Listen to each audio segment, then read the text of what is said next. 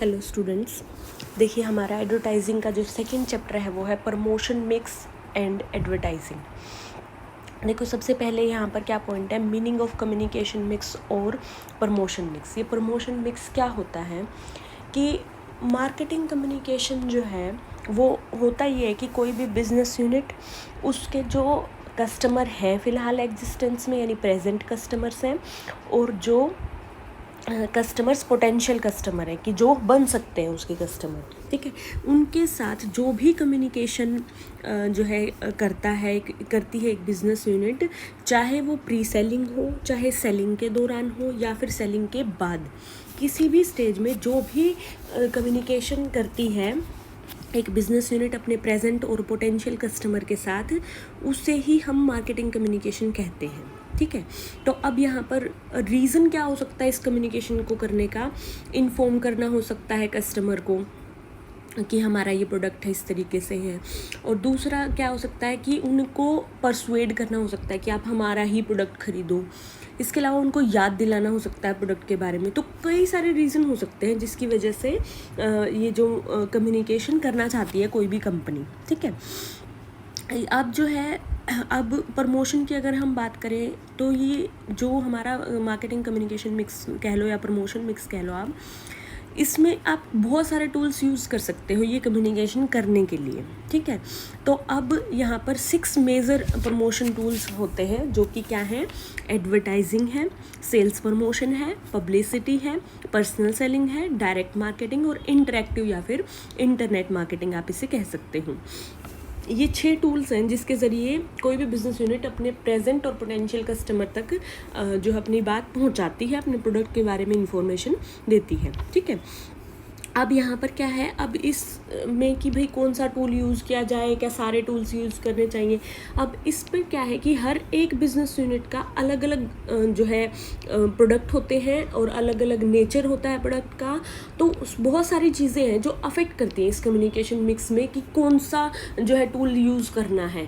कभी कभी क्या होता है कि किसी कंपनी को दो ही टूल में काम चल जाता है, कभी कभी कंपनी सारे ही टूल्स यूज़ करती है इन अ स्पेशल प्रोपोर्शन, ठीक है।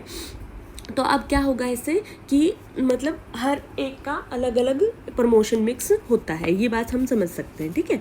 ये है, इसके अलावा ये जो मतलब हम टूल्स यूज़ कर रहे हैं, इसके अलावा क्या है कि और भी चीज़ें होती हैं जो कि प्रोडक्ट के बारे में बताती हैं, जैसे कि प्रोडक्ट का खुद का डिज़ाइन कैसा है, उसकी पैकेजिंग, क्योंकि पैकेजिंग के ऊपर बहुत सारी चीज़ें कई बार लिखी होती हैं। इसके अलावा लेबलिंग है, ये भी जो है प्रोडक्ट के बारे में काफ़ी सारी इन्फॉर्मेशन कस्टमर को जो है पहुंचाती हैं। तो ये चीज़ें भी हम शामिल कर लेते हैं। बेसिकली 6 टूल्स हैं, ठीक है। अब इसके बाद फिलिप कोटलर ने एक डेफिनेशन दी है। क्या कहा है उन्होंने, A company's total marketing communication mix, also called its promotion mix, consists of specific blend of advertising। देखिए यहाँ पर एक वर्ड यूज़ हुआ है, स्पेसिफिक ब्लेंड ऑफ, यानी कि मैंने जो आपको अभी बात बताई ना कि एडवर्टाइजिंग है, sales promotion, publicity, personal selling, या कोई भी इनमें से हम 6 टूल में से यूज़ कर रहे हैं या फिर सारे यूज़ कर रहे हैं, तो उनका स्पेसिफिक प्रोपोर्शन होगा कि कितना आप एडवर्टाइजिंग करोगे, कितना आप सेल्स प्रमोशन करोगे, कितना पर्सनल सेलिंग से बेचोगे और कितनी पब्लिसिटी करनी है। इसका एक स्पेसिफिक ब्लेंड हम जो है जब तैयार करते हैं और जिसके अंदर ये सारी चीज़ें advertising, personal selling, sales promotion, public relation, direct marketing सभी टूल्स का होता है, और जिसको कि कंपनी किस लिए यूज़ करती है, to pursue its advertising and marketing objective, कि ये जो हमारे इन चीज़ों को करने का जो ऑब्जेक्टिव है उसी को अचीव करने के लिए हम ये एक स्पेसिफिक ब्लेंड बनाते हैं, ऐसा कहना है फिलिप कोटलर का, ठीक है। इसके बाद नेक्स्ट यहाँ पर बताता है मेन एलिमेंट्स जो जिनकी हमने अभी बात की कि 6 एलिमेंट्स ऐसे होते हैं। देखिए डायग्राम में भी है कि एडवर्टाइजिंग है, सेल्स प्रमोशन है, डायरेक्ट मार्केटिंग है, पब्लिसिटी है या पब्लिक रिलेशन आप इसे बोल सकते हैं, पर्सनल सेलिंग है और इंटरनेट मार्केटिंग। इस तरीके से जो है हम समझ सकते हैं कि ये टूल्स होते हैं, ठीक है। अब हम इनको अलग अलग वैसे तो आपको पता है, आपने मार्केटिंग में पढ़ा हुआ, लेकिन फिर भी रिवाइज हो जाएगा तो जो पहला टूल यहाँ पर है वो है एडवर्टाइजिंग। हमने जो पिछले चैप्टर में पढ़ा था वही बातें यहाँ पर एक ब्रीफ में दी हुई है। एडवर्टाइजिंग क्या है? मास कम्युनिकेशन की फॉर्म है, यानी कि बहुत सारे लोगों तक जब हमने एक साथ बात पहुँचानी होती है तो हम एडवर्टाइजिंग का इस्तेमाल करते हैं। और ये paid form of non personal communication है। यहाँ पर हर एक पर्सन के लिए कभी भी अलग अलग से ऐड नहीं बनाते हम, एक ही ऐड बनाते हैं बहुत सारे लोगों के लिए, ठीक है। और पेड फॉर्म होता है जो एडवर्टाइज़र है वो पे करता है एडवर्टाइजिंग करने के लिए, ठीक है, ये है। और यहाँ पर क्या कहता है कि जो एडवर्टाइज़र होगा वो आइडेंटिफाइड होगा। यहाँ लिखा भी हुआ है कि आइडेंटिफाइड स्पॉन्सर होता है यहाँ पर, कि वो अपने प्रोडक्ट है जैसे जिसकी ऐड करे तो प्रोडक्ट का नाम होगा, उसे बताएंगे ऐड के अंदर कि ये वाला प्रोडक्ट हम कर रहे हैं, ठीक है। या फिर कंपनी की कई बार ऐड आती है तो कंपनी के बारे में बताएंगे। एडवर्टाइजिंग जो है मास मीडिया के थ्रू होती है, चाहे वो टेलीविज़न हो, रेडियो हो, newspaper, magazine, directories, mass transport vehicles हो सकते हैं, आउटडोर डिस्प्लेज, इंटरनेट, इनके ज़रिए जो है हम एडवर्टाइजिंग करते हैं। सेम टाइम पे बहुत सारे भी इनमें से मीडिया को आप इस्तेमाल कर सकते हैं, जिसको हम कहते हैं एडवर्टाइजिंग मिक्स, ठीक है, ये है। इसके अलावा यहाँ पर नॉन पर्सनल कम्युनिकेशन होता है, जैसे कि हमने बात की कि फेस टू फेस कम्युनिकेशन, यहाँ पर जो इन्फॉर्मेशन को सेंड कर रहा है यानी सेंडर है और जो रिसीवर होता है उसके बीच में नहीं होती। तो यहाँ पर एक फिर चीज़ आती है कि हमें फीडबैक नहीं मिलेगा। यहाँ पर जिन लोगों को हम अपनी बात पहुँचा रहे हैं ना, हम सिर्फ अपनी बात पहुँचाएंगे, हमें फीडबैक नहीं मिल पाएगा यहाँ पर, ठीक है। तो ये है यहाँ।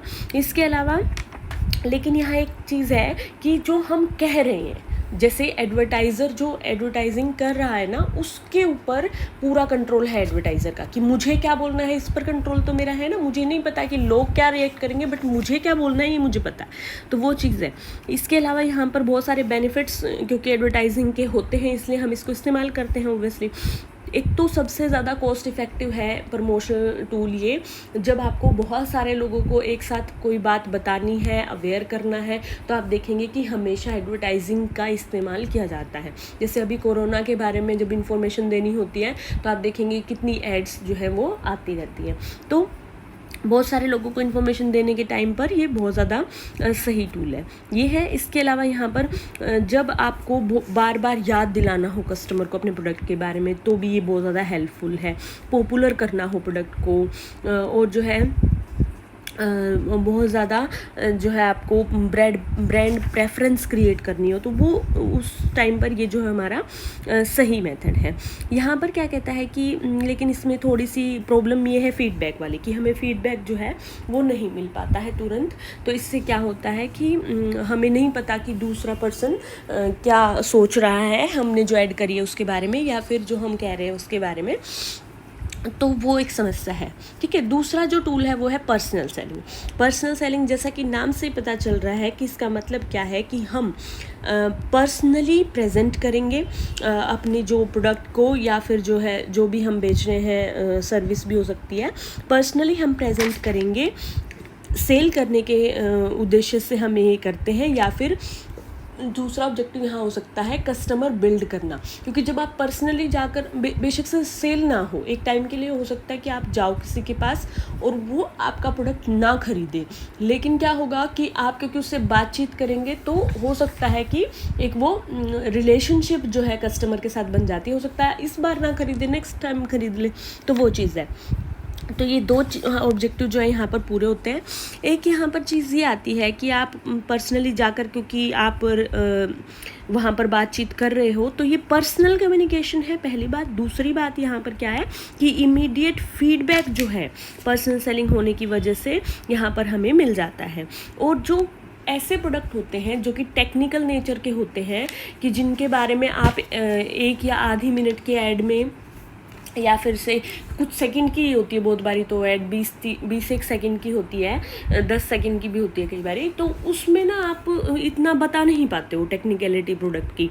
तो जहाँ पर टेक्निकल प्रोडक्ट है और जो है इंडस्ट्रियल प्रोडक्ट्स हैं, स्पेशलिटी प्रोडक्ट्स जो होते हैं, वहाँ पर पर्सनल सेलिंग जो है ज़्यादा जो है रिकमेंड किया जाता है हमेशा, और इफ़ेक्टिव भी रहता है वो। तो वो चीज़ है। यहाँ पर एग्जांपल आप इसका ले सकते हो, जैसे कि आप कोई बहुत बड़ी मशीन का एग्जांपल ले सकते हो कि कोई मशीन है इंडस्ट्री में यूज़ होती है, तो उसके लिए क्या है कि एडवर्टाइजिंग आप अगर करोगे, पहली बात तो बिजनेस पर्सन को इतना टाइम नहीं है कि वो टीवी वगैरह या ये सब देखे।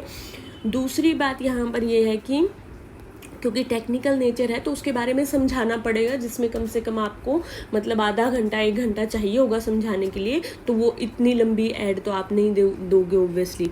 तो पर्सनल सेलिंग उसके लिए ठीक रहेगा, जाकर समझाना।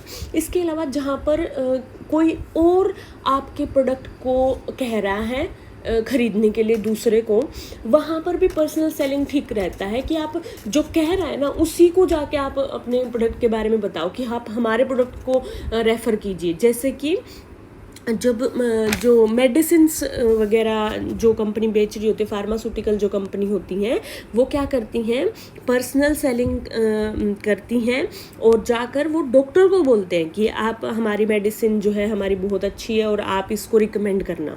तो अब हम कहाँ देखते हैं कि डॉक्टर ने अच्छा ब्ला कंपनी के लिए बोला है, तो हम कोई वो नहीं करेंगे ना कि मार्केट में जाके कि अच्छा इस कंपनी की भी तो आती है यही वाली दवाई, तो हम ऐसे नहीं करते। तो क्या है कि डॉक्टर लिख देता है, हम जाकर केमिस्ट से वो ले आते हैं। तो इस तरह के जो प्रोडक्ट्स होते हैं उस टाइम पर क्या होता है, पर्सनल सेलिंग ज़्यादा इफेक्टिव है। ठीक है, इसके बाद आता है पब्लिसिटी एंड पब्लिक रिलेशन।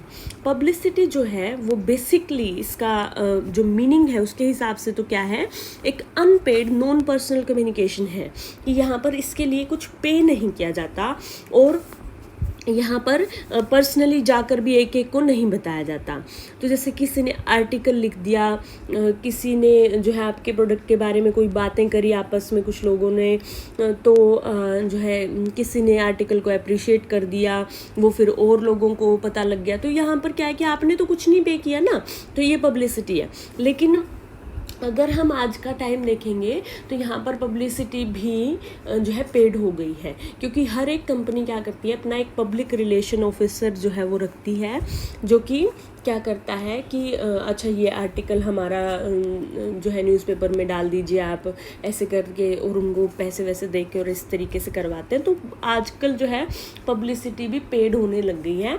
लेकिन क्या है कि बेसिकली जो इसका मतलब मीनिंग के हिसाब से अगर आप देखें तो ये अनपेड होती है। ठीक है, अब यहाँ पर क्या फ़ायदा है पब्लिसिटी का? पब्लिसिटी का फ़ायदा ये है कि क्रेडिबिलिटी होती है। जब क्योंकि देखिए, जब न्यूज़पेपर में हम कोई आर्टिकल पढ़ते हैं और उसमें किसी प्रोडक्ट का जिक्र होता है, अच्छा बोले बुरा बोले उसके बारे में, लेकिन हमें क्या होता है कि कंपनी ने नहीं बोला है, दूसरा पर्सन बोल रहा है कोई किसी चीज़ के बारे में, तो वो ऑथेंटिक होगा या फिर जो है हम उस पर भरोसा करते हैं। ठीक है, ये है। इसके अलावा यहाँ पर एक इमेज जो है बन जाती है और कई बार इम्प्रूव भी हो जाती है, कई बार जो है ख़राब भी हो जाती है, तो वो डिपेंड करता है। लेकिन जब यहाँ पर जानबूझ के आप कर रहे हो तो आप ऑब्वियसली उसको जो है इमेज को ठीक ही करोगे, तो ब्रांड को पॉपुलर बनाने के लिए आप इसको यूज़ करते हो। इसके अलावा यहाँ पर है एडवर्टाइजिंग और जो पब्लिसिटी है, दोनों ही मास कम्युनिकेशन के ज़रिए जो है भेजते हैं हम यहाँ पर अपनी इन्फॉर्मेशन। लेकिन यहाँ पर ये डिफरेंट है, क्योंकि एक तो आपको यहाँ पर स्पॉन्सर का नहीं पता होता कि यहाँ पर आइडेंटिफाइड स्पॉन्सर नहीं होता है पब्लिसिटी में, लेकिन एडवर्टाइजिंग में आइडेंटिफाइड स्पॉन्सर होता है। और पब्लिसिटी बिल्कुल भी कंट्रोल में नहीं होती है। अब देखिए, आपने मान लो कि पैसे देकर भी लिखवा दिया, लेकिन लोग क्या सोचेंगे उसके बारे में और कैसे उस पर रिएक्ट करेंगे, ये आपके हाथ में नहीं है। तो इसलिए पब्लिसिटी जो है वो यहाँ पर आपके बिल्कुल कंट्रोल में नहीं है, अनफेवरेबल भी जा सकती है। और एड में आप हमेशा ही उसके बारे में पॉजिटिव ही बोलोगे, तो मतलब अगर इफ़ेक्ट होगा तो पॉजिटिव ही होगा, नेगेटिव इफ़ेक्ट होने के चांसेस कम हैं। ठीक है, ये है। इसके अलावा यहाँ पर पब्लिसिटी की टाइमिंग जो है, कौन कब हमारे बारे में क्या लिखेगा, इसकी टाइमिंग हम डिसाइड नहीं कर सकते ना, तो हमारे कंट्रोल में वो भी नहीं है। लेकिन जो एडवर्टाइजिंग है उसके अंदर हमारे कंट्रोल में होता है कि हम जो है किस टाइम अपनी ऐड दिखाएं, अपनी कन्वीनियंट के हिसाब से हम दिखाते हैं। तो पब्लिसिटी की कुछ यहाँ पर जो है लिमिटेशंस आप कह सकते हैं, लेकिन यहाँ पर पब्लिक रिलेशंस जब आप बनाते हैं और जो स्पेशली किसी पर्सन को अपॉइंट करते हैं तो वो यहाँ पर देख रेख रखता है कि हमारे बारे में कौन क्या बात कर रहा है, तो इससे जो है थोड़ा सा इफेक्टिवली आप इसको मैनेज कर सकते हैं। ठीक है, इसके बाद नेक्स्ट आता है सेल्स प्रमोशन। नेक्स्ट टूल जो है, थर्ड हमारा टूल, वो है सेल्स प्रमोशन। सेल्स प्रमोशन में आप क्या करते हो कि शॉर्ट टर्म के लिए कुछ इंसेंटिव्स देकर आप अपनी जो सेल है उसको बढ़ाने की कोशिश करते हो, इंड्यूस करते हो। उसमें क्या करते हो आप, यहाँ पर एक्स्ट्रा इकोनॉमिक वैल्यू देते हो आप कस्टमर को, जिसके ज़रिए क्या होती है कि सेल्स बढ़ती है। ठीक है, अब इसमें होता क्या है, क्या आप एक्स्ट्रा वैल्यू दोगे, जैसे कि आपने कुछ कूपन दे दिया, कोई फ्री गिफ्ट दे दिया, सैंपल दे दिया, आपने ट्रेड शोज़ आपने ऑर्गेनाइज कर दिए, तो वो सब हो सकते हैं। अब सेल्स प्रमोशन जो है ना वो भी अलग अलग लोगों के लिए हो सकता है। तो जैसे कंज्यूमर ओरिएंटेड सेल्स प्रमोशन होता है, इसमें क्या होता है कि जो आपका एंड कंज्यूमर है, अल्टीमेट कंज्यूमर जो है, आप उसको कुछ इंसेंटिव एक्स्ट्रा देते हो, जैसे कि रिबेट देना, कोई रिफंड का ऑफर देना, एग्जीबिशंस वगैरह लगाना, कूपन देना, फ्री सैंपल देना, फ्री गिफ्ट देना, ये सब जो है हो सकता है। प्राइस में थोड़ा सा डिस्काउंट कर देना, तो ये सारी चीज़ें हो सकती हैं। आप कस्टमर को इस तरीके से अपनी ओर आकर्षित कर सकते हैं। ठीक है, इसके बाद आता है middle man oriented sales promotion. ये सेल्स प्रमोशन जो है ना वो मिडल मैन को, क्योंकि देखिए जब आपका प्रोडक्ट मिडल मैन रखेगा, अगर आप मैन्युफैक्चरर हैं तो आपका प्रोडक्ट जब होलसेलर रिटेलर अपने पास रखेंगे, आपसे खरीदेंगे, जब भी तो वो अल्टीमेट कंज्यूमर तक बेचेंगे ना, तो हमें इनको भी अपनी तरफ जो है अट्रैक्ट करना है कि हमारा ही प्रोडक्ट ये ज़्यादा खरीदे और अल्टीमेट कंज्यूमर तक पहुंचाए। तो इनको हम अट्रैक्ट करने के लिए कुछ सेल्स प्रमोशन टूल्स या सेल्स प्रमोशन की जो इंसेंटिव्स हैं वो देते हैं। तो जैसे इनको हम डिलेड बिलिंग का कर दिया, सेल्स कॉन्टेस्ट कर दिए इनके लिए, बाइंग अलाउंसेस दे दिए, फ्री गिफ्ट दे दिए, कमीशन के रेट्स जो है वो हाई कर दिए, कूपन दे दिया इनको। इस तरीके से हम इनको अट्रैक्ट कर सकते हैं, ये है। इसके बाद है employees oriented sales promotion. Company बहुत बारी क्या है कि ज़्यादा इंटेंसिव डिस्ट्रीब्यूशन चैनल्स का इस्तेमाल नहीं करती, मतलब मिडल मैन ज़्यादा नहीं होते हैं, लेकिन उसके खुद के ही सेल्स पर्सन बेच रहे होते हैं उसके प्रोडक्ट को। तो अब ऐसी स्थिति में क्या होगा, उन सेल्स प्रमोशन टेक्निक्स को यूज़ करके, इंसेंटिव्स को हम यूज़ करके अपने एम्प्लॉयज़ का मोरल हाई रखेंगे, जिससे कि वो हमारा प्रोडक्ट जो है बेचने में जो है ज़्यादा सक्षम महसूस करें। ठीक है, तो वो है। तो अब यहाँ पर जो है ये फाइनेंशियल भी दे सकते हो आप, नॉन फाइनेंशियल भी दे सकते हो कि उनको मोटिवेट करके, उनको ज़्यादा मतलब सराहा कर, जैसे अप्रिशिएट करो आप उनको, तो ऐसा कर सकते हो। और इसके अलावा आप उनको एक्स्ट्रा कमीशन दे दिया, गिफ्ट्स दे दिए, फ्री ट्रैवल्स दे दिए, प्रमोशन दे दी, जॉब में जो अच्छा कर रहा है, टारगेट्स को पूरे कर रहा है उनको, तो इस तरीके से सेल्स प्रमोशन करते हैं हम। तो यहाँ पर कुछ सेल्स प्रमोशन की स्कीम्स भी यहाँ पर बताई हुई हैं कि जैसे सैंपल देना, small amount of product, sample समझते हैं ना आप, कि प्रोडक्ट का जैसे 20 यूनिट्स हैं तो आपने 1 या 2 यूनिट आपने उनको दे दी। ठीक है, प्राइस रिडक्शन ऑफर देना कि जितना प्राइस है नॉर्मल प्राइस उससे थोड़ा लोअर प्राइस पर देना अपना प्रोडक्ट। मोर क्वांटिटी ऑफर है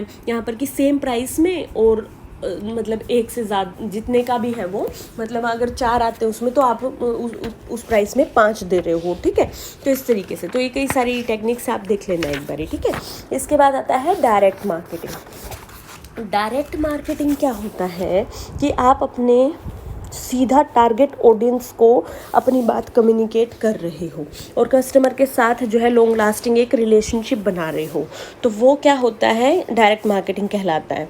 अब डायरेक्ट मार्केटिंग जो है, यहाँ पर मैन्युफैक्चरर जो है वो डायरेक्टली अपने कस्टमर को प्रोडक्ट बेच रहा है। ठीक है, उसके तरीके अलग अलग हो सकते हैं, जैसे ईमेल के थ्रू, टेलीफोन के थ्रू, फैक्स के थ्रू, मतलब कोई भी इलेक्ट्रॉनिक टूल यूज़ करके, और वो अपने कस्टमर तक पहुंच रहा है और अपने कस्टमर को प्रोडक्ट के बारे में बताता है और जो है बेच रहा है कस्टमर को, ठीक है। तो ये अब इसमें 3 तरीके से हो सकता है, टेली मार्केटिंग हो सकती है, मोबाइल फ़ोन मार्केटिंग और डायरेक्ट मेल। टेली मार्केटिंग में क्या होता है कि आप, ये पॉपुलर हो गया था जब से वो घर में जो फ़ोन हमारे लैंडलाइन लगते थे ना, तब ये पॉपुलर हुआ था। तो क्या करते हैं कि बहुत सारे कॉल सेंटर जो है वो बनाए हुए हैं कंपनीज़ ने, और कॉल सेंटर की हेल्प से जो है ये क्या करते हैं कि फ़ोन करते हैं कस्टमर के पास, और फ़ोन पर बात करते हुए ये अपने टेलीफोनिकली प्रोडक्ट के बारे में बताते हैं, और फिर कस्टमर को बोलते हैं कि आप हमारे टोल फ्री नंबर पर कॉल करके और आप अपना ये प्रोडक्ट जो है ऑर्डर कर सकते हो। तो ये टेली मार्केटिंग है, ठीक है। इसके बाद मोबाइल फ़ोन, जब मोबाइल फ़ोन आ गए तो फिर ये मोबाइल फ़ोन मार्केटिंग ज़्यादा शुरू हो गई, जैसे SMS के थ्रू, MMS के थ्रू जो है पर्सपेक्टिव बायर तक पहुँची कंपनीज़, और वहाँ पर इमेजेस भेजकर, वीडियोस भेजकर और अपने प्रोडक्ट के बारे में बताया, और उनके साथ जो है कम्युनिकेशन किया, ठीक है। तो ये है। इसके बाद है डायरेक्ट मेल। डायरेक्ट मेल में क्या है कि प्रेजेंट और पोटेंशियल कस्टमर तक प्रिंटेड मटेरियल आप भेज देते हो। प्रिंटेड मटेरियल में से सेलेक्ट करके कस्टमर और आपको बोल देगा कि ये वाले प्रोडक्ट्स मुझे चाहिए, और आप उसको क्या कर दोगे, बाय पोस्ट पहुंचा दोगे, ठीक है। तो ये डायरेक्ट मेल के थ्रू आप भेजते हैं जब प्रोडक्ट, तो उसको कहते हैं। तो ये डायरेक्ट मार्केटिंग है हमारी, काफ़ी ज़्यादा पॉपुलर हुई है। और यहाँ पर जो है आप सीधा अपना पर्टिकुलर पर्सन को यहाँ पर एड्रेस कर रहे होते हो, जनरल पब्लिक को, सबको आप एक साथ यहाँ पर नहीं करते हैं अट्रैक्ट, ठीक है। तो वो चीज़ यहाँ है। इसके बाद आता है इंटरैक्टिव मार्केटिंग और इंटरनेट मार्केटिंग। जैसे इंटरनेट का इस्तेमाल बढ़ा है और हम सबको पता है कि वर्ल्ड वाइड आप अपने प्रोडक्ट्स बेच सकते हो, अपनी इन्फॉर्मेशन प्रोडक्ट के बारे में पहुँचा सकते हो इंटरनेट के ज़रिए। तो ये साधन का इस्तेमाल फ़िलहाल, मतलब अब के दिनों की अगर बात करें तो सबसे ज़्यादा होता है ये, ठीक है। ये है बहुत ही ज़्यादा इफ़ेक्टिव मोड है कम्युनिकेशन का इंटरनेट। तो यहाँ पर ये चीज़ है। इसके अलावा 2 वे कम्युनिकेशन हो जाता है, क्योंकि इंटरनेट में जैसे कि आप वेबसाइट बनाते हो, इसमें बेसिकली होता ये है कि वेबसाइट बना लेते हो आप अपनी, और उस वेबसाइट को भी की ऐड भी आप अलग अलग जगह पे, जैसे कि सोशल नेटवर्किंग साइट्स हैं, फेसबुक है, ट्विटर है, लिंक्डइन है, गूगल प्लस है, इन सब पर जो है आप कर देते हो, और लोग जो है वो फिर क्लिक करते हैं उस पर, अपनी आपकी वेबसाइट पर पहुंच जाते हैं, वहाँ पर वो सेलेक्ट करके और आपका प्रोडक्ट खरीद लेते हैं। इस तरीके से यहाँ पर जो है इंटरनेट मार्केटिंग का यूज़ किया जाता है। एक और चीज़ आप यहाँ पर ऐड कर रहे हो, देखो साथ में यहाँ पर दूसरा टूल चल रहा है एडवर्टाइजिंग, कि आपने क्या किया कि अपने वेबसाइट की ऐड फेसबुक पर कर दी, ठीक है। तो वो ऐड हुई ना, तो ये चीज़ है। तो इस तरीके से मिक्स ऑफ जो है टूल्स यहाँ पर इस्तेमाल होते हैं, ठीक है। तो ये हुआ। इसके बाद आता है comparison of promotional tools on selected criteria. कुछ बेसिस लेकर और कंपैरिजन किया है डिफरेंट जो ये टूल्स हैं इनका। देखिए मैं यहाँ पर आपको बता देती हूँ, बाद में जो डिफरेंस आएगा वो आप पढ़ लेना, ठीक है। कॉस्ट पर ऑडियंस एडवर्टाइजिंग में पर पर्सन कॉस्ट कम आती है, क्योंकि देखिए बहुत सारे लोगों तक एक साथ इन्फॉर्मेशन चली जाती है। पर्सनल सेलिंग में क्योंकि एक पर्सन तक आपको जाना पड़ेगा तो कॉस्ट हाई होती है। पब्लिसिटी में बहुत ही लो होती है, क्योंकि कुछ आप पे ही नहीं करते। सेल्स प्रमोशन में हाई कॉस्ट होती है पर पर्सन, ठीक है। डायरेक्ट मार्केटिंग में मॉडरेट होती है कॉस्ट, और इंटरनेट मार्केटिंग में तो बिल्कुल ही कम कॉस्ट होती है, ठीक है। इसके बाद आता है डिलीवरी ऑफ कॉम्प्लिकेटेड मैसेज। अगर आपने कॉम्प्लिकेटेड मैसेज डिलीवर करना है तो कौन सा टूल कैसा परफॉर्म करता है। एडवर्टाइजिंग पुअर परफॉर्म करता है, क्योंकि आप 20-30 सेकंड में एक टेक्निकल और कॉम्प्लिकेटेड मैसेज नहीं पहुंचा पाओगे, तो मुश्किल होगा। पर्सनल सेलिंग अच्छा करता है, इसके अंदर गुड परफॉर्मेंस होती है। पब्लिसिटी नॉट गुड, पुअर होती है, क्योंकि आप जैसे, क्योंकि आधे लोगों को तो पता ही नहीं होगा कि कैसे यूज़ करना है, वो आपस में बात कर करके और जो है ख़राब कर देंगे। यह है सेल्स प्रमोशन में मॉडरेट रहता है। डायरेक्ट मार्केटिंग और इंटरनेट मार्केटिंग में आप अपनी बात को अच्छे से बता सकते हो, तो यहाँ पर गुड कह सकते हैं परफॉर्मेंस। क्रेडिबिलिटी किसकी ज़्यादा है? एडवर्टाइजिंग की क्रेडिबिलिटी ज़्यादा नहीं है, लो है क्रेडिबिलिटी, क्योंकि यहाँ पर आप खुद बता रहे हो अपने प्रोडक्ट के बारे में, तो ऑब्वियसली लोग ये सोचेंगे ना कि ये थोड़ा ना बेकार बताएंगे, अच्छा ही बताएंगे प्रोडक्ट के बारे में। ये है। इसके अलावा यहाँ पर क्या है कि पर्सनल सेलिंग में मॉडरेट रहती है, क्योंकि आप थोड़ा सा अपनी बात को खुद बता रहे हो एक एक पर्सन को जाकर, तो उसको आप कन्विंस कर सकते हो, ठीक है। पब्लिसिटी में हाई रहती है, बाकी सभी में मॉडरेट रहती है, ठीक है। इसके बाद है पर्सनल नॉन पर्सनल। जो एडवर्टाइजिंग है वो नॉन पर्सनल है, क्योंकि आप जा तो रहे नहीं हो उसके पास, उसको मतलब पर्सनली तो बता नहीं रहे। पर्सनल सेलिंग पर्सनल है, नाम से ही पता लग रहा है। पब्लिसिटी पर्सनल नॉन पर्सनल दोनों है। Sales promotion personal non personal दोनों हैं। डायरेक्ट मार्केटिंग जो है वो पर्सनल है, और जो आपकी इंटरेक्टिव या इंटरनेट मार्केटिंग जो है वो नॉन पर्सनल है, ठीक है। तो ये है। इसके बाद relative advantages and disadvantages of promotional components की, एडवर्टाइजिंग की क्या एडवांटेजेस है डिसएडवांटेजेस हैं वो बता रहे हैं यहाँ पर। एडवर्टाइजिंग जो है उसको जब आपको मासेस तक और बहुत शॉर्ट पीरियड में पहुँचानी हो अपनी बात, तो बहुत एडवांटेजेस है। ये एक एडवांटेज है कि उसके ज़रिए पहुँच जाती है। डिसएडवांटेज क्या है इसकी कि रिजल्ट को मेजर करना एडवर्टाइजिंग के, कि क्या इफेक्ट पड़ा एडवर्टाइज करने से, वो मुश्किल है, ठीक है। पर्सनल सेलिंग की एडवांटेज क्या है कि आप फ्लेक्सिबिलिटी यहाँ पर रहती है प्रेजेंटेशन में। आप क्या कर सकते हो, जैसे फीडबैक देखकर आप अपने मैसेज को चेंज कर सकते हो, जो कि हम एडवर्टाइजिंग में नहीं कर रहे थे। दूसरा डिसएडवांटेज क्या है यहाँ पर पर्सनल सेलिंग की, कि कॉस्ट पर पर्सन बहुत ज़्यादा आती है। अगर आप लार्ज ऑडियंस तक बात पहुँचाना चाहते हो, पर्सनल सेलिंग के ज़रिए पहुँचाओगे तो बहुत ज़्यादा महंगा पड़ेगा। इसके बाद है सेल्स प्रमोशन। इमीडिएटली अगर आपको सेल्स को बढ़ाना है, अटेंशन पानी है, तो सेल्स प्रमोशन जो है वो बहुत बढ़िया है। इसके अलावा ये क्या होगा कि जैसे आप कोई भी तरीका सेल्स प्रमोशन का इस्तेमाल करोगे, तो दूसरी कंपनी को भी पता लग जाएगा कि इस तरीके से जो है सेल्स बढ़ जाएगी अगर हम ऐसा करेंगे। तो अब आप बहुत देर तक अगर आप सेम तरीका इस्तेमाल करेंगे ना, तो वो सक्सेसफुल नहीं रहेगा, क्योंकि दूसरी कंपनीज भी फिर सेम चीज़ें करने लग जाती हैं, ठीक है। ये है। इसके अलावा पब्लिसिटी की अगर हम बात करें तो क्रेडिबल ज़्यादा है, लेकिन हमारा सेंडर जो है उसके ऊपर कोई कंट्रोल नहीं है, ठीक है। इसके अलावा डायरेक्ट मार्केटिंग में फ्लेक्सिबिलिटी रहती है प्रेजेंटेशन में, और जल्दी ही हमें फीडबैक जो है तुरंत ही मिल जाता है। डिसएडवांटेजेस क्या हैं इसकी, कि जैसे हमने बात की ना टेली मार्केटिंग के ज़रिए, मोबाइल के ज़रिए और मेल करके, तो यहाँ पर एड्रेसेस लेना या फिर जो है टारगेट ऑडियंस के फ़ोन नंबर्स वगैरह पता करना थोड़ा सा मुश्किल होता है, तो ये समस्या है। इंटरेक्टिव मार्केटिंग या इंटरनेट मार्केटिंग के बारे में क्या कहता है कि टू वे कम्युनिकेशन पॉसिबल है, कि आप जो है सीधा बात कर सकते हैं अपने कस्टमर से। दूसरा डिसएडवांटेज क्या है, कस्टमर के पास इंटरनेट कनेक्शन होना चाहिए। वो जो है कंप्यूटर या मोबाइल फ़ोन जिससे भी इंटरनेट को इस्तेमाल कर रहा है, उसको यूज़ करने में उसको समझ उसको होनी चाहिए। तो इसलिए क्योंकि सभी लोगों के पास ये सब चीज़ें नहीं होती, तो इसकी कवरेज जो है वो थोड़ी सी कम हो जाती है, ये समस्या। तो ये सारे टूल्स के बारे में हमने पढ़ा। इसके बाद नेक्स्ट पॉइंट आता है फैक्टर्स डिटरमिनिंग कम्युनिकेशन और प्रमोशन मिक्स, कि कैसे हम कितना कौन सा टूल इस्तेमाल किया जाए और किस तरीके से यूज़ करें हम उसको, कौन से ऐसे फैक्टर्स हैं जिनको हमें ध्यान में रखना होगा कि हमने कौन सा टूल इस्तेमाल करना है, और जो है इनमें क्या ये सभी यूज़ करें, कोई 2 करें, 4 करें, 3 करें, या सारे कर लें हम। तो उस चीज़ को जो डिटरमिन करते हैं कौन से हैं, पहला फैक्टर है जैसे नेचर ऑफ द प्रोडक्ट आपका कैसा है, कि आपका कंज्यूमर प्रोडक्ट है या इंडस्ट्रियल प्रोडक्ट है। कंज्यूमर प्रोडक्ट के लिए एडवर्टाइजिंग एक बहुत बढ़िया टूल है, लेकिन इंडस्ट्रियल प्रोडक्ट के लिए क्या एडवर्टाइजिंग बढ़िया है? नहीं। इंडस्ट्रियल प्रोडक्ट क्योंकि टेक्निकल होते हैं, जैसे कि एक्सरे मशीन है, अल्ट्रासाउंड मशीन है, और कोई भी मशीनरी हो सकती है जो कि टेक्निकल नेचर की होती हैं, क्योंकि ये तो इसलिए क्या होगा कि इनके लिए पर्सनल सेलिंग जो है ये वाला टूल ज़्यादा ठीक रहेगा। इसके अलावा नेक्स्ट पॉइंट आता है जो अफेक्ट करता है या डिटरमिन करता है हमारे मिक्स को, वो है stages of product life cycle.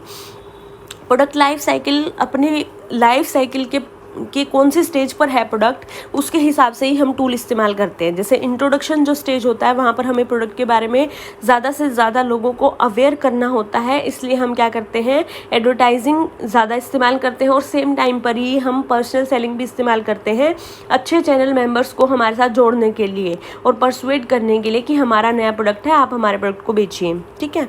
इसके बाद आता है ग्रोथ स्टेज।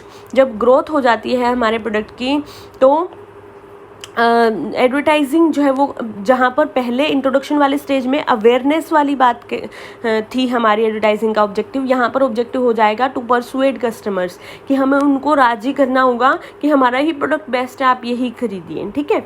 दूसरा यहाँ पर पर्सनल सेलिंग जो है वो एक्सपेंड करने के लिए, जैसे यहाँ पर तो हमने पहले होलसेलर रिटेलर को अट्रैक्ट करना था, जो हमारी इंट्रोडक्शन वाली स्टेज है। ग्रोथ स्टेज में ऑब्जेक्टिव यहाँ पर पर्सनल सेलिंग का क्या हो जाएगा, एक्सपेंड करना हो जाएगा, कि और ज़्यादा आउटलेट्स हमारे खुल जाएं, ठीक है। इसके बाद थर्ड आता है मैच्योरिटी स्टेज। जब मैच्योरिटी का लेवल आ जाता है तो कंपटीशन का लेवल बहुत ज़्यादा हाई हो जाता है, और यहाँ पर जो सेल्स है वो उसको सपोर्ट करने के लिए हमें सेल्स प्रमोशन की ज़रूरत पड़ती है। तो फ्री सैंपल देना, डिस्काउंट्स वगैरह देना, ये सब हम नए कस्टमर्स को अपने साथ जोड़ने के लिए करते हैं। इसके बाद आती है डिक्लाइन स्टेज। डिक्लाइन स्टेज जो है इस पर हमारी सेल्स डिक्लाइन होने लगती है, और जो कंपनी है वो प्रमोशन मिक्स पर अपना खर्च जो है वो कम कर देना चाहती है, ठीक है।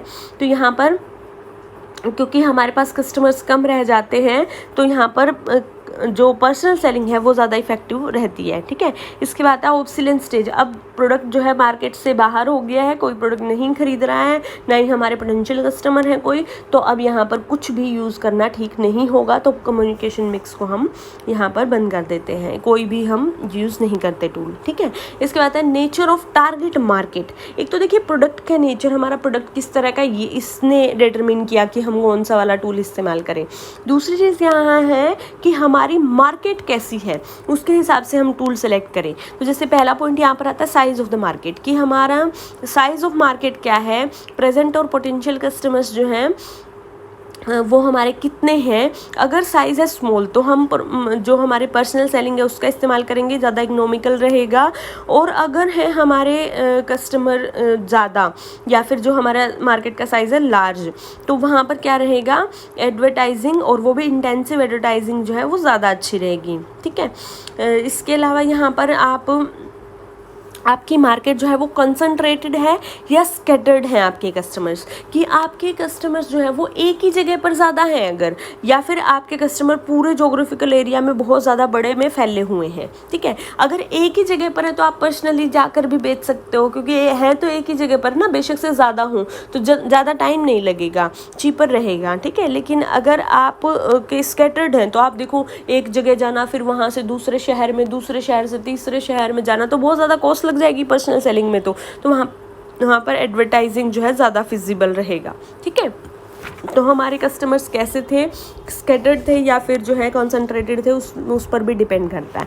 इसके बाद आता है socio economic characteristics of customers. हमारे जो कस्टमर्स हैं उनकी कैरेक्टरिस्टिक्स क्या है, मतलब किस एज के हैं वो, कितनी इनकम है उनकी, एजुकेशन का लेवल क्या है, ये भी हमारे प्रमोशनल टूल्स कौन से इस्तेमाल करें हम उस पर डिपेंड करता है। देखिए अगर हमारे कस्टमर्स की एजुकेशन ज़्यादा नहीं है, पढ़े लिखे नहीं है अगर वो, तो आप वहाँ पर कैसे मतलब प्रिंट मीडिया का इस्तेमाल नहीं कर सकते ना आप, फिर वहाँ तो आपको ऑडियो विजुअल्स दिखाने चाहिए वहाँ पर, या पर्सनल सेलिंग ज़्यादा ठीक रहेगा। तो ये चीज़ें हैं। इसके बाद आता है intensity of market coverage. Intensive distribution के ज़रिए अगर आप अपना प्रोडक्ट बेच रहे हैं तो वहाँ पर एडवर्टाइजिंग आपको ज़रूर करनी चाहिए। जो आपके प्रोडक्ट्स होते हैं जो रोज़ाना यूज़ के कन्वीनियंट प्रोडक्ट होते हैं, जैसे कि टूथपेस्ट वगैरह, सॉल्ट, सोप, ये सब, इनकी क्योंकि आप इंटेंसिव डिस्ट्रीब्यूशन करते हैं तो यहाँ पर एडवर्टाइजिंग बहुत इफेक्टिव होती है कि आप ऐड कर दो बहुत सारी, आपके कस्टमर अपने आप ये कह देगा कि ये वाली टूथपेस्ट दे दो, और इंटेंसिव डिस्ट्रीब्यूशन आपने किया ही हुआ है, हर जगह पर अवेलेबल आपका प्रोडक्ट है ही, तो आराम से बिक जाएगा। तो ये है।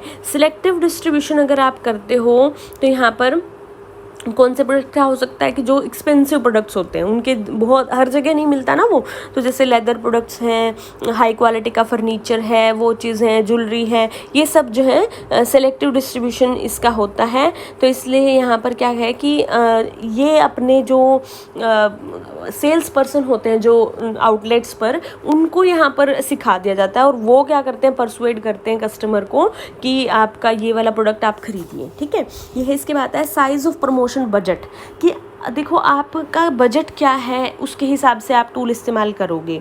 जैसे कि यहाँ पर आपका बजट है छोटा, तो यहाँ पर आप हैवी एडवर्टीजमेंट और सेल्स प्रमोशन नहीं कर सकते, क्योंकि बहुत ज़्यादा कॉस्टली वो पड़ेगा आपको फिर, ठीक है।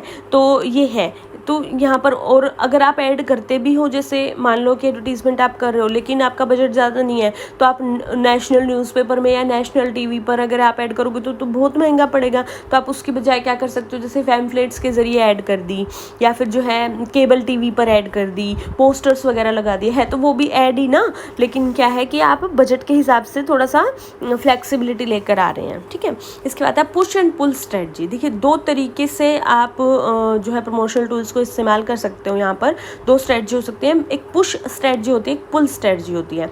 जो पुश स्ट्रेटजी होती है उसमें क्या होता है कि प्रोड्यूसर जो होता है प्रोडक्ट का, वो पहले होलसेलर को बेचता है, फिर होलसेलर रिटेलर को बेचता है, रिटेलर कंज्यूमर को बेचता है। तो प्रोड्यूसर जो है, क्योंकि होलसेलर को बेच रहा है ना, तो ऐड करना या फिर कोई भी प्रमोशनल टूल इस्तेमाल करना वो होलसेलर के लिए करता है, वो जो है अल्टीमेट कंज्यूमर के लिए नहीं करता। दूसरा पुश स्ट्रेटजी के अंदर फिर होलसेलर क्या करेगा, ऐड करेगा रिटेलर के लिए, रिटेलर जो है वो ऐड करेगा कंज्यूमर के लिए, ठीक है। इस तरीके से मतलब आप बेसिकली क्या कर रहे हो, पुश कर रहे हो। प्रोड्यूसर ने पुश कर दिया होलसेलर को, होलसेलर ने पुश कर दिया रिटेलर को, रिटेलर ने, जैसे कि डायग्राम में भी दिखाया है, कंज्यूमर तक पुश कर दिया प्रोडक्ट। पुल स्ट्रेटजी में क्या होता है कि जो मैन्युफैक्चरर होता है यानी प्रोड्यूसर होता है, वो जैसे ऐड के ज़रिए या किसी भी साधन के ज़रिए, बेसिकली तो ऐड के ज़रिए करता है, कंज्यूमर को अपनी बात पहुंचा देता है। कंज्यूमर खुद जाता है रिटेलर के पास और कहता है कि ये वाला ब्रांड का और ये प्रोडक्ट मुझे चाहिए, ठीक है। अब क्या है, ये जो स्ट्रेटजी है ये पुल स्ट्रेटजी कहलाती है। कंज्यूमर ने मांगा रिटेलर से, अब रिटेलर क्या डिमांड करेगा, होलसेलर से डिमांड करेगा, होलसेलर प्रोड्यूसर से डिमांड करेगा। तो ये क्या है, ये पुल स्ट्रेटजी है, कंज्यूमर ने खुद खींच लिया है, ठीक है। तो वो है। इसके बाद नेक्स्ट आता है प्रमोशनल ऑब्जेक्टिव, कि प्रमोशनल ऑब्जेक्टिव क्या है आपके, उसके हिसाब से ही हम टूल को सिलेक्ट करेंगे। तो जैसे सिर्फ अवेयरनेस करना अगर ऑब्जेक्टिव हो आपका, तो एडवर्टाइजिंग और पब्लिसिटी ठीक रहेंगे, ठीक है। अगर आपका है सेल बढ़ाना ऑब्जेक्टिव, तो यहाँ पर जो है पर्सनल सेलिंग और सेल्स प्रमोशन ठीक रहेंगे। तो ये है, टेक्निकल प्रोडक्ट है उसके बारे में बताना है आपको, फीडबैक भी लेना है अगर, तो पर्सनल सेलिंग सही रहेगा। तो यहाँ पर क्या है कि आपका प्रमोशन का ऑब्जेक्टिव क्या है, वो उस पर डिपेंड करता है कि आप कौन सा टूल इस्तेमाल कर रहे हो। इसके बाद आपकी प्राइस पॉलिसी भी अफेक्ट करती है, कि अगर आपका हाई प्राइस प्रोडक्ट है तो आप एडवर्टाइजिंग भी करिए, पर्सनल सेलिंग भी करिए, परसुएड करिए कस्टमर को, ठीक है। जैसे कि एसी है, स्कूटर है, टीवी, कंप्यूटर, ये सब चीज़ें जो हैं यहाँ पर ब्रांड की पॉपुलैरिटी बहुत ज़्यादा ज़रूरी है, तो एडवर्टाइजिंग भी की जाती है। टेक्निकल नेचर होता है साथ में कई सारे प्रोडक्ट्स का, तो वहाँ पर पर्सनल सेलिंग भी ज़रूरी है। लो प्राइस प्रोडक्ट्स जो हैं, जैसे कि टूथपेस्ट है, सॉल्ट है, सोप है, ये सभी चीज़ें, इनके साथ कोई भी रिस्क एसोसिएटेड नहीं होता है, और जो है कस्टमर अपने आप फटाफट से आके यूँ कह देगा कि बस ये वाला प्रोडक्ट ही चाहिए। जस्ट आपको ब्रांड को ही पॉपुलर बनाना है, तो वो सिर्फ एडवर्टाइजिंग करके भी आप कर सकते हो, पर्सनल सेलिंग और इन सब चीज़ों की ज़रूरत नहीं है, ठीक है। यह इसके बाद आता है डिस्ट्रीब्यूशन पॉलिसी। आपकी डिस्ट्रीब्यूशन पॉलिसी कैसी है, अगर आप सीधा अल्टीमेट यूज़र को बेच रहे हो तो पर्सनल सेलिंग कर सकते हो, डायरेक्ट मार्केटिंग भी कर सकते हो, आप टेली मार्केटिंग वगैरह कर सकते हो, सीधा ही बेचना है, ठीक है। अगर आप जो है होलसेलर रिटेलर इनको बीच में लेकर आ रहे हो और फिर आप बेच रहे हो, तो आप एडवर्टाइजिंग करो पहले, ताकि जो है कस्टमर को पता रहे आपका ये प्रोडक्ट अवेलेबल होगा और ये सब, तो वो चीज़ है। इसके बाद है अवेलेबिलिटी ऑफ प्रमोशनल मेथड्स। अब आप देखो क्या है यहाँ पर कि आपने तो मिक्स सोच लिया कि मैं जो है एडवर्टाइजिंग भी करूँगी, सेल्स प्रमोशन भी करूँगी और ये सब, लेकिन क्या है कि आपके पास अवेलेबिलिटी भी होनी चाहिए उस प्रमोशन मिक्स की। जैसे कि आप क्या चाहते हो कि आप पर्सनल सेलिंग करना चाहते हो, तो पर्सनल सेलिंग करने के लिए आपको कुछ स्किल्ड लोगों की ज़रूरत पड़ेगी, जिन लोगों को आपके प्रोडक्ट के बारे में अच्छा ज्ञान हो और वो अच्छे से बता सकें। अब मान लो वो लोग ही अवेलेबल ना हो, तो आपके लिए तो पर्सनल सेलिंग ही अवेलेबल नहीं है, तो आप कैसे करोगे वो।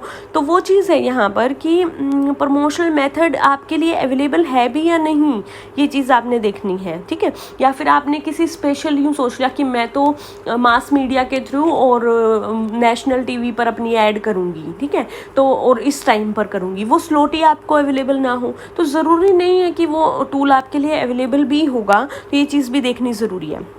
इसके बाद आता है लेवल ऑफ कंपटीशन। कंपटीशन का लेवल जो है वो अफेक्ट करता है कि हम कौन सा प्रमोशनल टूल यूज़ करें और कितना करें। कंपटीशन का लेवल जब होता है बहुत ज़्यादा, तो यहाँ पर हम, क्योंकि मार्केट शेयर तो वो एक ही है, जैसे मैं आपको बार बार कहती हूँ, और उसी में से ही सभी को जो है अपना हिस्सा लेना है, तो अगर आप नहीं लोगे तो दूसरा उसको खा जाएगा। तो इसलिए यहाँ पर क्या है कि कंपटीशन का लेवल हो जब बहुत ज़्यादा हाई, तो आपको ज़्यादा प्रमोशन टूल्स इस्तेमाल करने पड़ेंगे, और आप जो है कंपटीशन के लेवल के साथ सेल्स, प्रमोशन, एडवर्टाइजिंग ज़्यादा करो और सारी चीज़ें करनी पड़ेंगी, तब जाकर प्रोडक्ट बिकेगा। और अगर कंपटीशन ही नहीं है बहुत ज़्यादा, तो जस्ट इन्फॉर्म करना है आपने, क्योंकि और कोई तो बेचने वाला है ही नहीं, आप ही आप हो, तो आराम से बिक जाएगा प्रोडक्ट। ठीक है, जस्ट इन्फॉर्म करना आपका ऑब्जेक्टिव होगा, तो आप एडवर्टाइजिंग का इस्तेमाल कर सकते हो। इसके बाद आता है डिग्री ऑफ ब्रांड फैमिलियरिटी। अगर ब्रांड को प्रेफर कर रहे हैं लोग पहले से, ठीक है, मतलब बहुत ज़्यादा फैमिलियरिटी है लोगों की, कि मतलब चॉकलेट की बात होती है तो कैडबरी ही याद आता है, ठीक है, तो अगर टूथपेस्ट की बात होती है तो कोलगेट की याद आती है। तो इसलिए क्या है कि इतना पॉपुलर अगर आपका ब्रांड है, तो आप जो है सिर्फ रिमाइंडर ऐड डाल सकते हैं, और आपको बहुत ज़्यादा कुछ करने की ज़रूरत नहीं है। लेकिन अगर अनपॉपुलर है ब्रांड, तो आपको सेल्स प्रमोशन भी करनी पड़ेगी, आपको पर्सनल सेलिंग भी डीलर्स के साथ मिलकर करनी पड़ेगी, और एडवर्टाइजिंग भी आपको ज़्यादा करनी पड़ेगी ताकि पॉपुलर हो जाए। ठीक है, इसके बाद आता है दूसरी चीज़ जो अफेक्ट करती है, वो है ब्रांडेड और अनब्रांडेड प्रोडक्ट्स। देखो, अनब्रांडेड प्रोडक्ट्स जो होते हैं, जिनको कोई ब्रांड नेम नहीं है, उनके लिए आप ऐड तो कर ही नहीं सकते क्योंकि ब्रांडेड हो गए, लेकिन बाकी चीज़ें कर सकते हो, पर्सनल सेलिंग कर सकते हो आप, और जो है जो ब्रांडेड प्रोडक्ट्स होते हैं उनके लिए आप ऐड आसानी से कर सकते हैं, क्योंकि आप बताओगे ना कि ये वाला प्रोडक्ट, वहाँ पर तो आपके पास नाम ही नहीं है कुछ। ठीक है, इसके बाद है सीजनल प्रोडक्ट। सीजनल प्रोडक्ट्स होते हैं कुछ, जैसे कि एसी सिर्फ गर्मी में ही हम यूज़ करते हैं, सर्दी में तो नहीं यूज़ करते। कूलर है, गर्मी में यूज़ करते हैं। हीटर है, हम सर्दी में यूज़ करते हैं। वुलन क्लॉथ्स हैं, हम सर्दी में यूज़ करते हैं। रेन कोट्स हम बारिश के मौसम में, अम्ब्रेला बारिश के मौसम में यूज़ करते हैं। तो ये सारे जो है वो प्रोडक्ट होते हैं सीजनल। अब सीज़न जब इनका आएगा, तब तो ये प्रोडक्ट बिना कुछ करे भी बिकेंगे। ठीक है, तो आपको यहाँ पर ज़्यादा कुछ करने की ज़रूरत नहीं होती। लेकिन ऑफ सीज़न में जब आपको बेचना है, तो आपको एडवर्टाइजिंग उसकी ज़्यादा करनी पड़ेगी, और जो है फ्री गिफ्ट्स वगैरह देने पड़ेंगे, और मतलब सेल्स प्रमोशन आप करके आप यहाँ पर बेचते हो। सेल्स प्रमोशन सबसे ज़्यादा यूज़ होती है सीजनल प्रोडक्ट्स के लिए। ठीक है, जब ऑफ सीज़न में बेचते हैं। ये हुआ हमारा इफ़ेक्ट करने वाले जो डिटर्मिनेंट्स हैं इसके, वो। इसके बाद है need for integrated marketing communication. एक ये चीज़ है इंटीग्रेटेड मार्केटिंग कम्युनिकेशन, यानी कि आप सिर्फ एडवर्टाइजिंग इस्तेमाल नहीं कर रहे, सिर्फ पर्सनल सेलिंग नहीं कर रहे, पब्लिक रिलेशन या पब्लिसिटी नहीं कर रहे, सेल्स प्रमोशन नहीं कर रहे, डायरेक्ट मार्केटिंग नहीं कर रहे, इंटरनेट मार्केटिंग नहीं कर रहे, आप क्या कर रहे हो, मिक्स ऑफ टूल्स इस्तेमाल कर रहे हो, और ताकि आपका जो ऑब्जेक्टिव है कम्युनिकेट करना और सेल्स को बढ़ाना, कंपनी की इमेज को अच्छा करना, एक पोजीशन बनाना मार्केट में ब्रांड की, ये सारे ऑब्जेक्टिव आप अचीव कर सको, तो इसके लिए आपको क्या करना पड़ेगा, IMC, इंटीग्रेटेड मार्केटिंग कम्युनिकेशन करना पड़ेगा। मतलब क्या है यहाँ पर कि आप इंटीग्रेटेड इस्तेमाल करोगे, मतलब इन सभी को आप यूज़ करोगे, बंडल को इस्तेमाल करोगे, स्पेशलिस्ट की हेल्प लेकर कि किसको कितना करें, इतना बजट है उसके हिसाब से। बड़ी बड़ी कंपनीज जो IBM है, माइक्रोसॉफ्ट है, नाइकी है, ये सभी IMC को इस्तेमाल करते हैं, और ये काफ़ी ज़्यादा हेल्पफुल इन कंपनीज में रहा है। ठीक है, ये है। इसके बाद आता है ऑप्टिमम प्रमोशन मिक्स। अब हम ये तो कह रहे हैं कि भाई इंटीग्रेटेड करो, भाई मतलब एक को मन नहीं करके आप कई सारे टूल्स को एक साथ इस्तेमाल करो, जो उनको आपस में कोऑर्डिनेट भी करो, ये सारी चीज़ें करो। लेकिन यहाँ पर क्या कोई बेस्ट प्रमोशन मिक्स होता है? क्या कुछ ऐसा होता है कि कोई फॉर्मूला लगा दें हम, और पर्सनल सेलिंग इतनी होनी चाहिए, एडवर्टाइजिंग इतनी होनी चाहिए, और इस तरीके से निकल आए हमारा? ऐसा नहीं होता। क्या होता है कि हर एक प्रमोशन मिक्स के जो टूल है, उनके अपनी अपनी एडवांटेजेस और डिसएडवांटेजेस हैं। Company to company, product to product, price policy, distribution channel, ये जो हमने अभी पढ़ी हैं सारी चीज़ें, ये सारी चीज़ें क्योंकि हर एक कंपनी की अलग होती हैं, इसलिए उसके हिसाब से ही आपके लिए जो बेस्ट है वो दूसरे के लिए बेस्ट वैसे ज़रूरी नहीं है, लेकिन हमें क्या करना है कि अपने लिए बेस्ट चूज़ करना है। तो फिलिप कोटलर ने एक बात कही है यहाँ पर कि promotion mix is said to be optimum. कब ऑप्टिमम मानेंगे हम उसे? हम ये कब कहेंगे कि बेस्ट हो गया हमारा प्रमोशन मिक्स? कब मानेंगे? If after doing any adjustment in promotion mix an organisation can not enhance its existing sales और प्रॉफिट।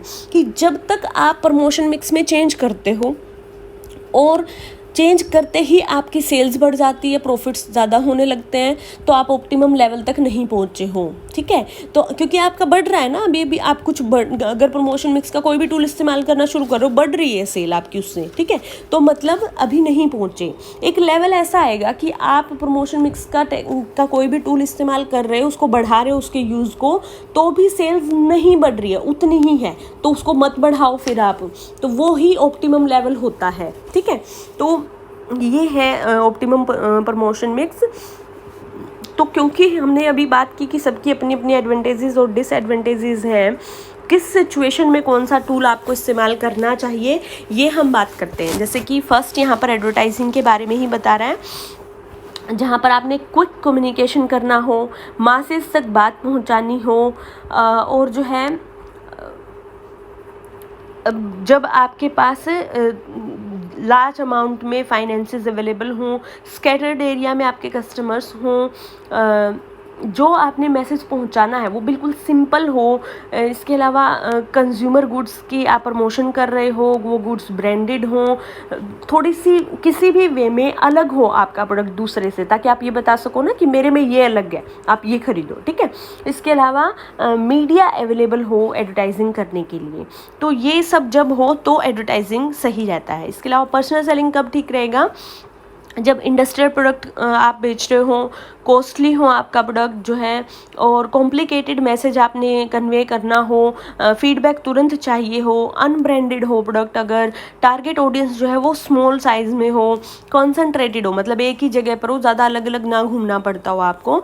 सर्विस मार्केटिंग के केस में जैसे इंश्योरेंस है, बैंकिंग कंपनीज होती हैं, यहाँ पर क्या है, ट्रेंड सेल्समैन का इस्तेमाल करके और हम पर्सनल सेलिंग के ज़रिए सर्विसेज बेचते हैं, तो सर्विस मार्केटिंग में ये बहुत इंपॉर्टेंस है इसकी। इसके अलावा प्रोडक्ट में कुछ इनहेरेंट क्वालिटीज़ हों जो सिर्फ आप बोलकर पर्सनली ही बता सकते हो कस्टमर को, तब जो है उनको हाईलाइट करना है, क्योंकि आपने तो पर्सनल सेलिंग ठीक रहता है। सेल्स प्रमोशन कहाँ पर ठीक रहता है? जहाँ पर मिडल मैन जो है वो ज़्यादा पॉपुलर हो मैन्युफैक्चरर से, तो अब मैन्युफैक्चरर क्या करेगा, मिडल मैन को ज़्यादा मतलब अपनी ओर अट्रैक्ट करने के लिए एक सेल्स प्रमोशन इस्तेमाल करेगा। सीजनल गुड्स जब आप बेच रहे हो तो ऑफ सीज़न में आपको सेल्स प्रमोशन की टेक्निक्स का इस्तेमाल करना ही पड़ेगा। इसके अलावा अनब्रांडेड प्रोडक्ट्स अगर हैं तो रिटेलर ताकि आपके प्रोडक्ट को रखे और उसको बेच दे, इसलिए उसको अट्रैक्ट करने के लिए आप सेल्स प्रमोशन की टूल्स को इस्तेमाल करते हो। इसके बाद आता है जब आपका पुराना स्टॉक पड़ा हो उसको क्लियर करना है तो डिस्काउंट्स वगैरह दे देते हैं हम। इसके अलावा इमीडिएटली अगर सेल्स को इंक्रीज़ करना है तब, तो इन सिचुएशंस में सेल्स प्रमोशन जो है वो यूज़ किया जाता है। इसके बाद डायरेक्ट मार्केटिंग कब यूज़ किया जाता है? डायरेक्ट मार्केटिंग जैसे हमने बात की थी कि कम्युनिकेशन इसमें टेलीफोन, मोबाइल के ज़रिए, ईमेल या कन्वेंशनल मेल के ज़रिए जो है आप करते हो। कौन से सर्कमस्टांसेस में? जहाँ पर आपके पास एड्रेसेस और टेलीफोन नंबर अवेलेबल हों कस्टमर्स के। ठीक है, दूसरा जब कम हो कस्टमर्स आपके कंपैरेटिवली। इसके अलावा पढ़े लिखे हों कस्टमर्स, और जो banking, insurance, telecommunication, education institutions, ये जो है इस तरीके की अगर किसी भी कंपनी को ऐड करनी है या अपना प्रोडक्ट बेचना है कह सकते हैं हम, तो डायरेक्ट मार्केटिंग को इस्तेमाल करें। इसके बाद है इंटरेक्टिव और इंटरनेट मार्केटिंग कौन इस्तेमाल करेंगे? सबसे पहली बात तो सबसे ज़रूरी चीज़ ये है कि टारगेट ऑडियंस जो है वो पढ़ी लिखी होनी चाहिए। दूसरा, उनके पास इंटरनेट कनेक्शन होना चाहिए। तीसरा, आपको डेवलप करनी पड़ेगी वेबसाइट। तो अगर आपकी वेबसाइट है तभी आप ये यूज़ कर पाओगे, अदरवाइज़ तो कोई यूज़ ही नहीं कर पाओगे। तो ये है। इसके बाद नेक्स्ट है कम्युनिकेशन और प्रमोशन मिक्स डिटर्मिनेशन प्रोसेस। कैसे डिटरमिन करते हैं या प्रोसीजर क्या है इस कम्युनिकेशन मिक्स को जो है डिटरमिन करने का। तो पहली चीज़ हम यहाँ पर करते हैं identify various components of marketing environment. पहले मार्केटिंग इन्वायरमेंट की स्टडी करेंगे, इंटरनल फैक्टर्स कौन से हैं, एक्सटर्नल फैक्टर्स कौन से हैं। हम सबको पता है इंटरनल कंपोनेंट्स हमारे product, price, place, brand, packaging, ये सब लेबलिंग वगैरह होते हैं। एक्सटर्नल कौन से हैं, इकोनॉमिक इन्वायरमेंट है, political environment, socio cultural environment है, ये सब हमारे एक्सटर्नल होते हैं। तो हम इनको पहले जो है आइडेंटिफाई करेंगे, फिर इनको एनालाइज करेंगे। दूसरा है consider all available promotional methods, कि अब हमें अपने मार्केटिंग इन्वायरमेंट का तो पता लग गया, अब हमारे पास कौन से टूल्स हैं, किस किस को कंसीडर किया जा सकता है इन 6-7 जो भी टूल्स हमने पढ़े इनमें से। इसके बाद है सिलेक्ट ऑप्टिमम कम्युनिकेशन मिक्स। अभी हमने ऑप्टिमम की बात की थी, अपने अपने क्योंकि एडवांटेजेस डिसएडवांटेजेस हैं, हमारी कंपनी के हिसाब से कौन सा ऑप्टिमम होगा वो हम यहाँ पर डिसाइड करेंगे। तो इसको कई सारे फैक्टर्स, प्रोडक्ट का नेचर, साइज फर्म का क्या है, साइज ऑफ मार्केट क्या है, फंड्स कितने अवेलेबल रहेंगे, कम्युनिकेशन का ऑब्जेक्टिव क्या है, ये सब जो है फैक्टर्स को ध्यान में रखते हुए हम अपने लिए बेस्ट कम्युनिकेशन मिक्स जो है वो तैयार करेंगे। इसके बाद है अप्रोप्रिएशन फॉर प्रमोशन मिक्स, कि अब हमने ये डिसाइड कर लिया कि इतना हमने personal selling, publicity, direct marketing या ये सब इस्तेमाल करना है, तो अब बजट यहाँ पर एलोकेट करना है, प्रमोशन बजट, कि कितना बजट हमें एडवर्टाइजिंग को देना है, कितना इंटरनेट के को देना है, कितना किसको देना है, वो सब यहाँ पर अप्रोप्रिएशन किया जाता है। इसके बाद है execution of selected promotion mix. अब हमने डिसाइड कर लिया इतनी एडवर्टीजमेंट के करनी है, इतनी ये चीज़, टाइम, डेट सब डिसाइड होकर एग्जीक्यूट कर दिया जाता है। एक्चुअल में वो एड आ जाती है, मतलब ठीक है, तो वो सब होता है यहाँ पर। इसके बाद है evaluation of effectiveness of different promotional tools. अब यहाँ करेंगे प्रमोशनल ऑब्जेक्टिव, हम पहले डिसाइड कर लेते हैं, उसके बाद अब देखेंगे कि क्या हमने वो अचीव किया, क्योंकि अब एग्जीक्यूट हो गया ना पिछले पॉइंट में, तो अब यहाँ पर देखेंगे कि क्या हमने वो ऑब्जेक्टिव अचीव किया है जो हमने वहाँ पर रखा था। तो ऑब्जेक्टिव जो है यहाँ पर अचीव हुआ या नहीं, सेल्स ऑब्जेक्टिव हो सकता है, कम्युनिकेशन ऑब्जेक्टिव हो सकता है। इन सब चीज़ों के बारे में आगे आने वाले चैप्टर्स में पढ़ेंगे, और इफेक्टिवनेस का पूरा एक चैप्टर है हमारा लास्ट में, वो हम पढ़ लेंगे, तब समझ जाओगे आप, ठीक है। इसके बाद है nature of products and elements of communication mix. Product का नेचर क्या है और प्रमोशन मिक्स का कौन सा आप टूल इस्तेमाल कर रहे हो, इनका आपस में बहुत ज़्यादा गहरा और सीधा संबंध है, तो इसलिए इसके बारे में ये पॉइंट दिया हुआ अलग से। तो हमारे प्रोडक्ट जो है 2 तरह के होते हैं, कंज्यूमर प्रोडक्ट और इंडस्ट्रियल प्रोडक्ट। कंज्यूमर प्रोडक्ट जो है वहाँ पर मास कम्युनिकेशन का इस्तेमाल करते हैं, तो मास कम्युनिकेशन एडवर्टाइजिंग और पब्लिसिटी में होता था ना, तो ये दोनों ज़्यादा इफेक्टिव रहते हैं यहाँ पर। अब कंज्यूमर प्रोडक्ट जो है वो भी कई तरह का होता है, कन्वीनियंट प्रोडक्ट होते हैं, शॉपिंग प्रोडक्ट्स होते हैं, और स्पेशलिटी प्रोडक्ट्स होते हैं। कन्वीनियंट प्रोडक्ट कौन से होते हैं, जो हमारे डे टू डे के यूज़ के प्रोडक्ट होते हैं, इसमें किसी की सलाह की ज़रूरत नहीं होती, सबको पता होता है घर में कौन सी कॉफ़ी पी जाती है, कौन सी सोप इस्तेमाल होती है, कौन सी टूथपेस्ट, कोई भी बच्चा भी जाकर ले आता है, तो उसमें सलाह की ज़रूरत नहीं है। छोटे मोटे प्रोडक्ट्स हैं, सस्ते प्रोडक्ट्स हैं, वो कन्वीनियंस प्रोडक्ट होते हैं। तो अब यहाँ पर क्या है कि आप जो है एडवर्टाइजिंग के ज़रिए और पब्लिसिटी के ज़रिए आप इन प्रोडक्ट्स को कस्टमर तक जो है अपनी बात पहुंचा दो, और कस्टमर अपने आप ही नाम लेके ख़रीद लेगा प्रोडक्ट, ठीक है। शॉपिंग प्रोडक्ट्स कौन से होते हैं, जिनके लिए आप स्पेशल जाते हो शॉपिंग करने के लिए, थोड़ी बहुत सलाह भी ले लेते हो, जैसे कपड़े, जूते खरीदते हुए, हैंड बैग्स खरीदते हुए, तो ये शॉपिंग प्रोडक्ट्स होते हैं, ठीक है। तो शोरूम जाना पड़ेगा, डिस्प्ले कैसा है शोरूम का, सेल्स प्रमोशन कितनी यूज़ हो रही है, ये सब चीज़ें अफेक्ट करती है यहाँ पर आपको। तो सेल्स प्रमोशन एडवर्टाइजिंग यहाँ पर सही सूटेबल रहते हैं, एग्जीबिशन वगैरह लगाना सूटेबल रहता है। इसके बाद है स्पेशलिटी गुड्स, हैं घर की ही चीज़ें लेकिन स्पेशल टाइप की हैं। ड्यूरेबल जो चीज़ें होती हैं, जैसे फर्नीचर खरीद रहे हो, स्कूटर खरीद रहे हो, एसी खरीद रहे हो, मोबाइल फ़ोन खरीद रहे हो, लैपटॉप खरीद रहे हो, तो ये सभी क्या है, स्पेशलिटी प्रोडक्ट कहलाते हैं कंज्यूमर प्रोडक्ट ही। तो यहाँ पर क्या है, क्योंकि इनका नेचर टेक्निकल हो जाता है, तो सेल्समैन को अपॉइंट करते हैं यहाँ पर, जो कि प्रोडक्ट को बताता है कि हमारा प्रोडक्ट जो है कॉम्पिटिटर से सुपीरियर है, ये इस तरीके से यूज़ होता है। पर्सनल सेलिंग के ज़रिए जो है स्पेशलिटी प्रोडक्ट्स को ज़्यादातर बेचा जाता है। इसके बाद है इंडस्ट्रियल प्रोडक्ट। इंडस्ट्रियल प्रोडक्ट कौन से होते हैं, जो कि इंडस्ट्री यूज़ करती है जिनको, वो वाले प्रोडक्ट हैं, यानी कि उससे उस प्रोडक्ट का इस्तेमाल करके कुछ और जो है यूज़ करके इंडस्ट्री भी उसको आगे कुछ और कमाएगी उससे, ठीक है, वो वाले प्रोडक्ट्स हैं ये बेसिकली। तो जैसे मशीन्स होती हैं, एक्सरे मशीन होगी, अल्ट्रासाउंड मशीन होगी, कोई भी और मशीन हो सकती है।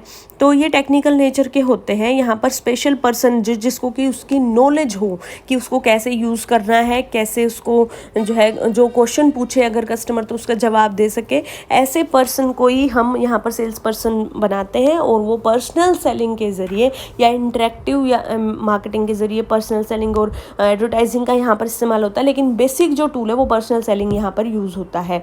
और इनकी ऐड भी कर दी जाती है, जैसे कि प्रोफेशनल मैगजीन्स वगैरह में ऐड कर दी, मतलब जो बिजनेस पर्सन पढ़े, ट्रेड जर्नल्स में ऐड कर दी, इस तरीके से, ताकि वो थोड़ा सा फैमिलियर हो जाए ब्रांड से और फिर पर्सनली जाकर आप उनको बेच दो। ठीक है, तो ये था हमारा प्रोडक्ट और कम्युनिकेशन मिक्स के एलिमेंट्स के बारे में। इसके बाद है एडवर्टाइजिंग एंड सेल्स प्रमोशन, इनका क्या संबंध है, कैसे डिफरेंट हैं ये एक दूसरे से। और दूसरा पॉइंट इसके बाद आता है एडवर्टाइजिंग और पर्सनल सेलिंग, कि ये इनका क्या है आपस में रिलेशन और कैसे एक दूसरे से अलग हैं। और फिर पब्लिसिटी के साथ एडवर्टाइजिंग का डिफरेंस है। ये डिफरेंसेस जो हैं वो तीनों आप पढ़ लेना। कोई प्रॉब्लम आए तो मुझसे पूछ लेना, आनी चाहिए नहीं प्रॉब्लम, क्योंकि सारे टूल्स जो हैं वो हमने अच्छे से अलग अलग पढ़ लिए हैं। ठीक है, तो ये चैप्टर यहाँ पर ख़त्म हो जाता है। नेक्स्ट वीडियो में हम नेक्स्ट चैप्टर शुरू करेंगे। कोई प्रॉब्लम हो तो आप मुझे जो है ग्रुप में मैसेज कर देना।